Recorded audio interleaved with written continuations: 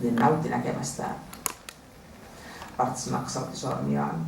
Hän ei muistanut, missä tarkalleen oli nähnyt tällä tavalla kuorrutetun kuusen tai oliko ylipäänsä nähnyt itse. Mielikuva oli kuitenkin niin voimakas, että sitä oli syytä käyttää.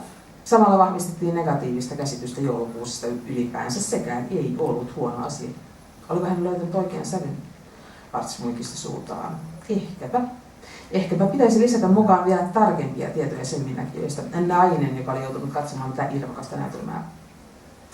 Tarton keskitysleirille viety Maria oli siitä onnekas, että hänet oli valittu palvelijaksi Markin talouteen. Onnekas hän oli siksi, että vältti julmemman kohtelun ja siksi, että onnistui varastamaan Markin taloudesta ruoantähteitä, mutta onneton siksi, että joutui tarjoilemaan jouluateriaa samalla, kun joulukuusin kynttilät valluttivat talia tapettujen neuvostokansalaisten sormuksille. Oliko joukossa hänen äitinsä sormus tai hänen isänsä? Sitä Maria ei saanut koskaan tietää.